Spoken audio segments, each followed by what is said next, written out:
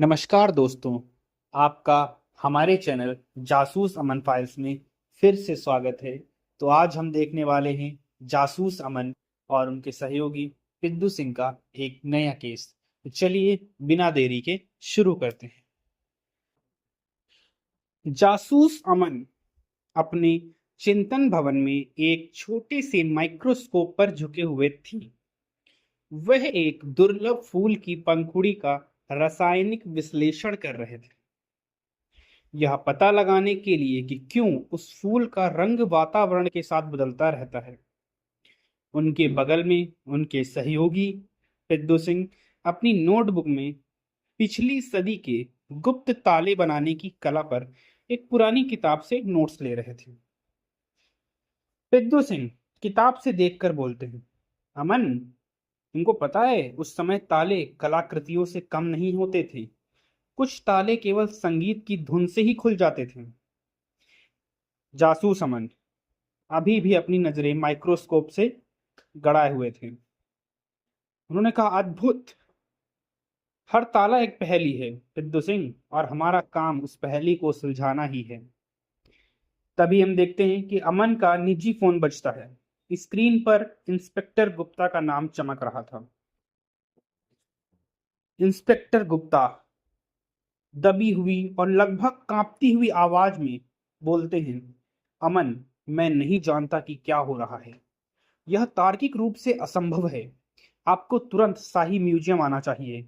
यह किसी इंसान का काम नहीं है। जासूस अमन ने इंस्पेक्टर गुप्ता को शांत करते हुए बोला, शांत हो जाइए गुप्ता जी, क्या हुआ, जरा विस्तार में बताएं। इंस्पेक्टर गुप्ता ने कहा, प्रोफेसर वर्गीस, उनकी गला घोटकर हत्या कर दी गई है, लेकिन वह जिस कमरे में थे वह 7 अलग अलग प्राचीन तालों से बंद था। हमें दरवाजा तोड़ना पड़ा, लेकिन वहां कोई हत्यारा नहीं है और वह कमरा भी खाली है। जासूस अमन सीधे खड़े हुए। उनकी आंखों में अब शतरंज की चाल जैसी एक एकाग्रता थी। 7 ताले! विद्दु सिंह, यह चुनौती विलक्षण है। कोई साधारण चोर नहीं, कोई ऐसा व्यक्ति जो असंभव को संभव बना सके। हमें उस कमरे से बात करनी होगी। अमन और पिद्दू सिंह तुरंत म्यूजियम पहुंचे। प्रोफेसर वर्गीस का मृत शरीर उनके निजी संग्रह कक्ष में पड़ा हुआ था। दरवाजे पर टूटे हुए ताले और ताले के टूटे हुए हिस्से कमरे की असंभवता को चीख चीख कर बता रहे थे। अमन देखता है और उसे यह पता चलता है कि प्रोफेसर की मौत गला घोटने से हुई थी। अमन ने देखा कि प्रोफेसर के हाथ में मरने से ठीक पहले एक मुड़ी हुई, पूरी जल चुकी मोमबत्ती थी।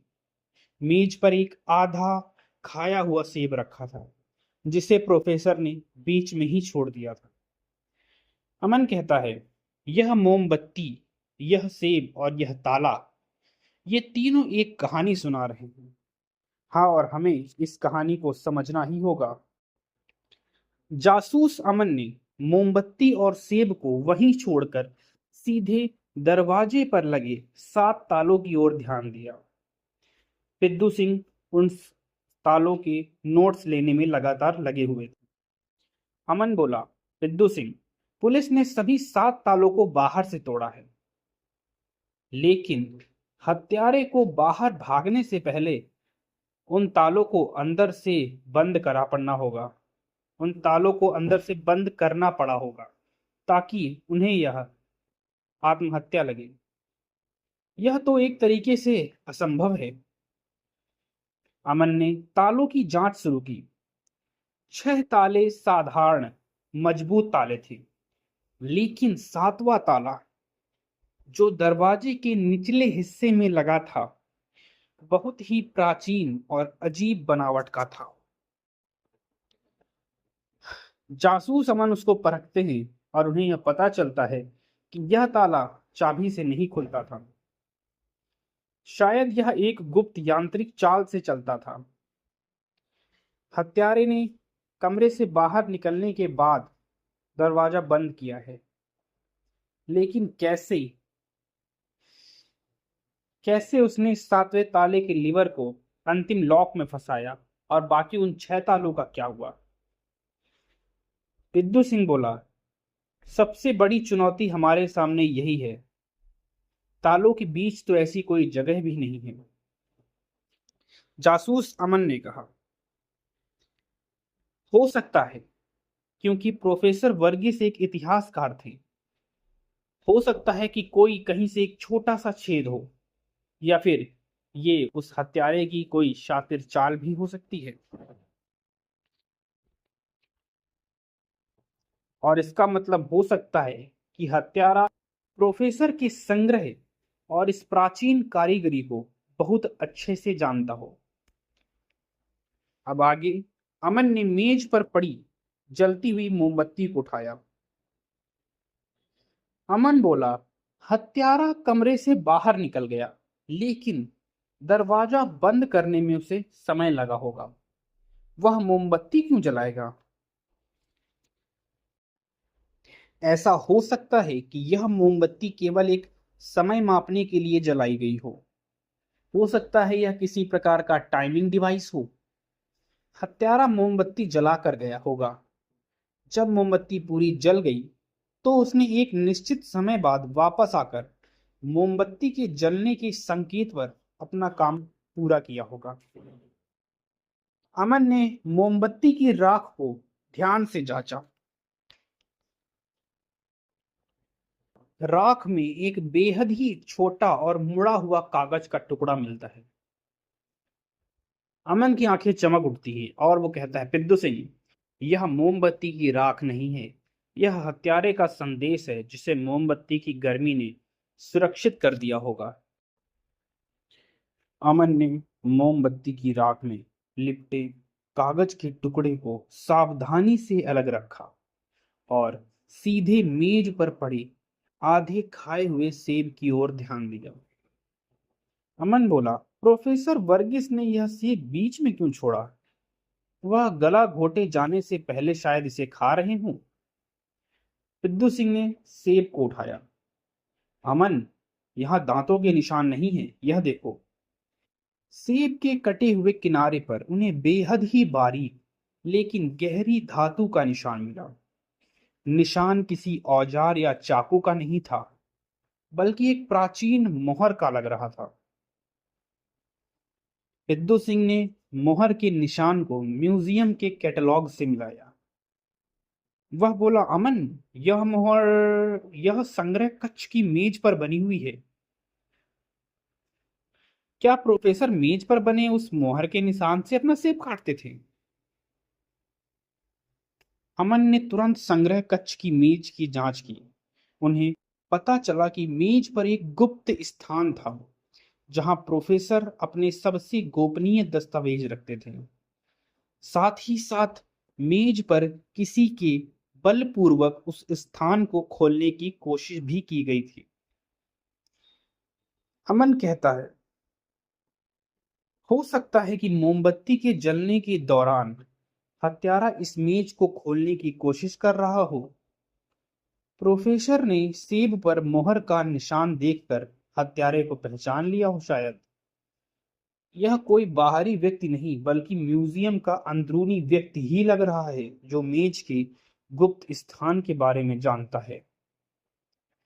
अमन ने तुरंत उन सभी कर्मचारियों की सूची मांगी जो मेज के गुप्त स्थान या प्राचीन तालों की यांत्रिक चाल के बारे में जानते थे। सूची में एक ही नाम प्रमुख निकला, मिस्टर शर्मा, जो कि म्यूजियम के सबसे पुराने सुरक्षा गार्ड थे और प्राचीन कारीगरी में रुचि भी रखते थे। अमन ने कहा, शर्मा को तुरंत लाओ। वह अंदरूनी ज्ञान रखता है और वह जानता है कि तालों को यांत्रिक चाल से कैसे फंसाना है।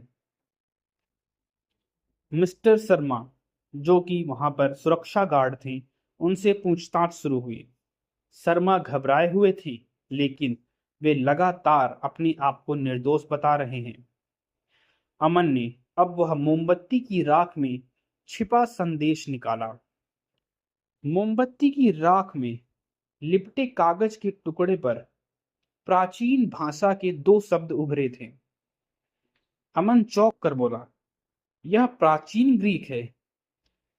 इसका अनुवाद है चौथा या फिर अंतिम। पिद्दू सिंह बोला, चौथा? क्या यह चौथा ताला है? अमन ने फिर से 7 तालों की ओर ध्यान दिया। 7 ताले तो थे और अमन ने चौथे ताले को ध्यान से देखा। चौथा ताला। यह ताला तो बिल्कुल ही सिंपल है, इसमें तो ऐसा कुछ है ही नहीं। जब उन्हें उस बात का कोई मतलब समझ नहीं आया तो उन्होंने फिर से मेज खोली और मेज के गुप्त स्थान पर एक अंतिम पत्र छिपाया गया था, जिसे शायद हत्यारा नहीं ले जा सका। हो सकता है उस पत्र में कुछ खास हो या फिर कोई अंतिम निर्देश। जब शर्मा को पता चला कि वह मेज खुल चुकी है तो वह टूट गया। खास बात यह थी कि हमें ऐसा कोई सुराग नहीं मिला था जिससे शर्मा टूट जाए। लेकिन फिर जब मेज की जासूस अमन ने फिर से अच्छे से पड़ताल की तो उसे उसमें एक धागा दिखा जो सुरक्षा गार्ड के हाथों पर बंधा हुआ था। उसने कबूल किया कि उसने ही मेज खोलने की कोशिश की थी और प्राचीन कारीगरी की जानकारी उसने एक गुमनाम व्यक्ति को दी थी जिसने उसे पैसे दिए थे। अमन बोला, शर्मा, तुम मोहरे हो। अब बताओ तुम्हारा मास्टरमाइंड कौन है?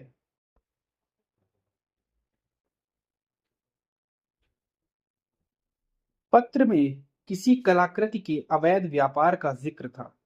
प्रोफेसर ने लिखा था कि उनका एक पूर्व छात्र गौरव अब अंतरराष्ट्रीय कला चोरों के लिए काम कर रहा है और प्रोफेसर के सबसे मूल्यवान संग्रह सिकंदर की मोहर को चुराने की कोशिश कर रहा है। पिद्दू बोला, ठीक यही नाम तो सुरक्षा गार्ड ने भी लिया था। अमन ने हामी में सिर हिलाया और फिर बोला, यानी कि गौरव ही हत्यारा है और उसने शर्मा का इस्तेमाल किया। जासूस अमन ने मेज के गुप्त स्थान को खोला। वहां मोमबत्ती के जलने का एक पुराना रिकॉर्ड भी था। यह रिकॉर्ड बताता था कि मोमबत्ती की कुल समय सीमा 37 मिनट ही है। अमन बोला, हो सकता है कि हत्यारा जानता हो कि मोमबत्ती 37 मिनट में पूरी जल जाएगी। उसने मोमबत्ती जलाई, कमरे से बाहर गया और 37 मिनट बाद आकर हत्या को अंजाम दिया। जांच में जासूस अमन को यह पता चला कि गौरव हत्या के बाद देश से भाग गया है। पर अमन को ऐसा लगता है कि गौरव सीधे हत्या नहीं करेगा। वह भाग गया क्योंकि उसने असली हत्यारे को किराए पर लिया था। गौरव की अपार्टमेंट की जांच होती है।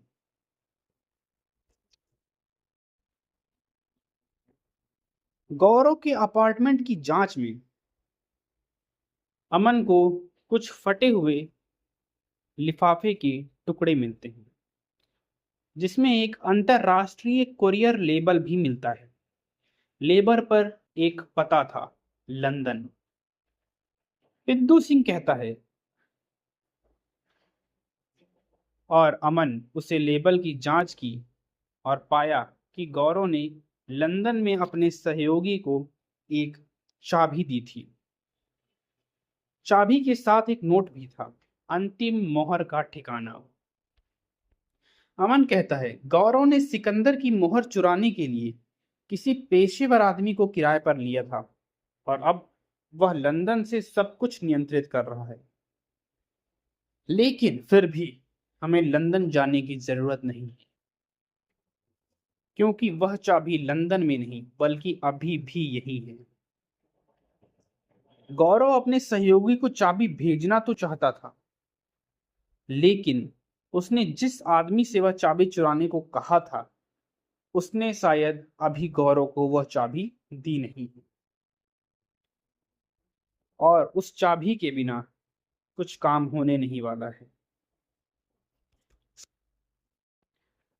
जासूस अमन ने म्यूजियम में चोरी हुई मोहर की जांच की। सिकंदर की मोहर एक साधारण मोहर नहीं थी। उसके ऊपर प्राचीन ग्रीक अक्षरों का एक विलक्षण कोड था। लेकिन जासूस अमन और पिद्दू सिंह को अब भी इतने सारे सबूतों के बावजूद भी कुछ समझ नहीं आ रहा था कि आखिर वह इंसान कौन हो सकता है जिसने इस हत्या को करा होगा। क्योंकि सुरक्षा गार्ड ने तो बस चोरी करने की कोशिश करी थी और वह चोरी कर भी नहीं पाया। आखिरकार जासूस अमन और पिद्दू सिंह ने फिर से सारे सबूतों को इकट्ठा किया और एक नए सिरे से देखना शुरू किया। शर्मा के कबूलनामे और मेज पर मोमबत्ती का रिकॉर्ड मिलने के बाद अमन ने फिर से मोमबत्ती की ओर ध्यान दिया। अमन बोला, मोमबत्ती केवल 37 मिनट के लिए नहीं जलाई गई थी पिद्दू सिंह, यह देखो। अमन ने मोमबत्ती की राख में एक छोटी भूरी मोहर खोजी। मोहर को मोमबत्ती की गर्मी के कारण पिघलाया गया था। साथ ही साथ उस मोहर में एक गोंद के कुछ टुकड़े भी मिले जो कि पिघल गए थे, लेकिन अब समय के साथ साथ वे जम चुके थे। अब हम देखते हैं कि सिकंदर की मोहर जो कि एक खास मोहर थी, और वह मोहर खास इसलिए थी क्योंकि म्यूजियम के आंतरिक पत्रों पर लगती थी और उसका उपयोग केवल प्रोफेसर वर्गीस के सहायक मिस्टर कपूर को ही करने की अनुमति थी, वो भी तब जब प्रोफेसर वर्गीस उपलब्ध ना हो। अमन को अंदाजा लगता है कि हो सकता है कि हत्यारा और कोई नहीं मिस्टर कपूर हो सकता है कि उसने ही मोमबत्ती को जलाया जिससे गर्मी पैदा हुई। उस गर्मी से सातवें ताले में लगे विशेष गोंद को पिघलाने में मदद मिली। यह कोई यांत्रिक चाल नहीं बल्कि एक रासायनिक चाल है। पिद्दू सिंह चौंक कर बोला, कपूर ने हत्या क्यों की होगी? जासूस अमन ने कहा, हो सकता है कि गौरव, जो कि प्रोफेसर वर्गीस का छात्र था, उसने कपूर को लालच दिया हो। गौरव लंदन में बैठा है और वह जानता है कि सिकंदर की मोहर कहाँ है।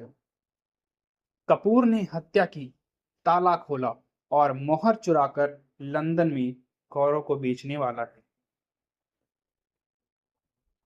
अमन और पिद्दू सिंह सीधे मिस्टर कपूर के घर पहुंचे। कपूर भागने की तैयारी कर रहा था। अमन ने कपूर के हाथ में सिकंदर की मोहर और लंदन का टिकट देखा। जासूस अमन ने कहा, कपूर, तुमने मोमबत्ती का इस्तेमाल गर्मी पैदा करने के लिए किया, लेकिन तुम यह भूल गए कि मोमबत्ती की गर्मी से तुम्हारी अपनी मोहर भी पिघल कर राख में दब जाएगी, जिससे आखिरकार तुम्हारा नाम सामने आ ही गया। क्योंकि कपूर एक मोटा थुलथुला आदमी था और लड़ने या भागने की उसमें बिल्कुल ताकत नहीं थी, इसलिए उसने हार मानकर आत्मसमर्पण कर दिया। आखिरकार कपूर गिरफ्तार हुआ और सिकंदर की मोहर बरामद हुई। गौरव को इंटरपोल की मदद से लंदन से गिरफ्तार करने की कार्यवाही शुरू हो गई और बाद में जब आखिरकार भी यह गुत्थी सुलझ नहीं पाई कि आखिर ये ताले खुले कैसे, तब ये सवाल सीधा मिस्टर कपूर से ही पूछा गया और जवाब था ये। मिस्टर कपूर कहते हैं कि मैं आपको बताऊं उससे बेहतर आपको समझ में आएगा कि मैं आपको चलकर ही दिखा दूं। तो मिस्टर कपूर, अमन और पिद्दू सिंह और साथ ही साथ इंस्पेक्टर गुप्ता कपूर को म्यूजियम के संग्रह कक्ष में वापस ले गए ताकि वह ताला बंद करने की पूरी प्रक्रिया समझा सके। जासूस अमन ने कहा, कपूर, हमें पता है कि तुमने मोमबत्ती गर्मी से 7वां ताला खोला, लेकिन जब तुम बाहर निकले तो दरवाजा अंदर से 7 तालों से बंद कैसे हुआ? कपूर ने हताश होकर जवाब दिया, 6 ताले मैंने पहले ही रात को बंद कर दिए थे जब म्यूजियम बंद हुआ था। प्रोफेसर वर्गीस अपनी सुरक्षा के लिए केवल 7वें ताले पर भरोसा करते थे। इससे हमें समझ में आता है कि 6 तालों का बंद होना सिर्फ एक दिखावा यानी कि एक धोखा था, ताकि पुलिस को लगे कि हत्या के समय सातों ताले अंदर से बंद थे, जबकि असलियत यह थी कि 6 ताले बाहर से बंद थे। और जहां तक रही बात 7वें ताले की, क्योंकि 7वां ताला प्रोफेसर को सबसे अधिक भरोसा उस 7वें ताले पर ही था, तो मैंने मोमबत्ती की गर्मी से उस 7वें ताले का गोंद पिघला दिया। जब गोंद पिघल गया तो मैंने दरवाजा खोला, प्रोफेसर का गला घोटा और सिकंदर की मोहर ले ली। साथ ही साथ बाहर निकलने से पहले मैंने 7वें ताले के लीवर को एक अदृश्य पतले नायलॉन के धागे से बांध दिया।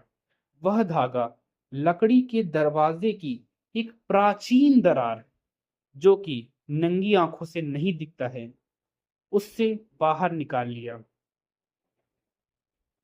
आखिरकार जब मैं दरवाजे से बाहर निकला, दरवाजा मैंने बंद किया और बाहर से जोर से धागा खींच दिया।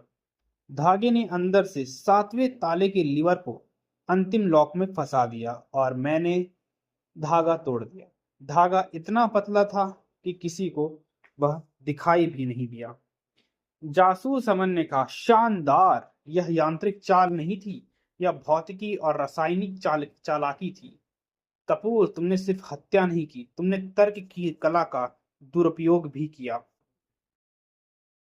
दोस्तों, ये कहानी यहीं तक थी। ये कहानी यहाँ तक सुनने के लिए आपका धन्यवाद। हमारे चैनल पर हर रात एक नई कहानी आ जाती है, उसे भी सुनें और आप हमारे चैनल को सब्सक्राइब करें, वीडियो लाइक करें और यहाँ तक कहानी सुनने के लिए आपका धन्यवाद। शुभ रात्रि।